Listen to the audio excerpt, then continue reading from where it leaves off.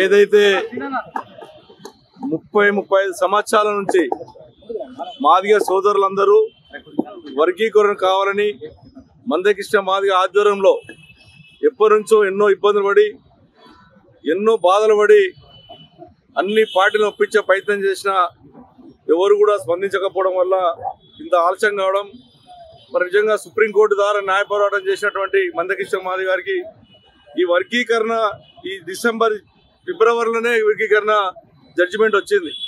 అయినప్పటికీ కూడా ఇంకా కాలాపన చేయడం, ప్రభుత్వం కూడా ఈ రోజున లక్ష డప్పులతోని గొంతులతోని తెలంగాణ రాష్ట్రంలో ఉన్నటువంటి అన్ని కులాలు మాదిగకు సంబంధించిన వాళ్ళు కాకుండా మాస్ వంటి వాళ్ళం కూడా దీనికి మద్దతు ప్రకటిస్తూ ఉన్నాం.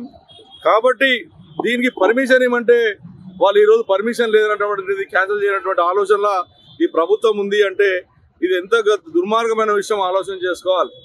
ఎందుకంటే వాళ్ళు ఎప్పుడు కూడా 10 లక్షలు 20 లక్షల మందితో పెట్టినటువంటి సందర్భాలు చూసాం తప్ప ఎక్కడ కూడా చిన్న సంఘటన ఎప్పుడు జరగలేదు. మాదిగ సోదరులు ధర్నాలు చేసినప్పుడు నిరసనలు తెప్పినప్పుడు కూడా ఎక్కడ చిన్న సంఘటన జరగనప్పుడు మరి ఇలా పర్మిషన్ ఇవ్వడానికి డీజీపీ గారు ముఖ్యమంత్రి గారు ఎందుకు ఆలోచన చేస్తుండో నేను డిమాండ్ చేస్తూ ఉన్నాను. ఖచ్చితంగా వాళ్ళు చేసేటటువంటి కార్యక్రమాన్ని అందరం మద్దతు ప్రకటించాలి. ఆ రోజున కేసీఆర్ గారు తీర్మానం చేసి అసెంబ్లీ తీర్మానం చేసి కేంద్రానికి పంపించారు. మరి ఈ రోజున కూడా మరి సుప్రీంకోర్టు ఆర్డర్ వచ్చింది కాబట్టి 1 ఇయర్ కాలాపన చేసింది కాబట్టి ఎంబడే తెలంగాణ రాష్ట్రం నుంచే ఇంప్లిమెంట్ కావాలని మాదిగ సోదరులకు న్యాయం జరగాలని ఒక కుక్కట్పల్లి శాసనసభ్యునిగా నేను డిమాండ్ చేస్తూ ఉన్నాను.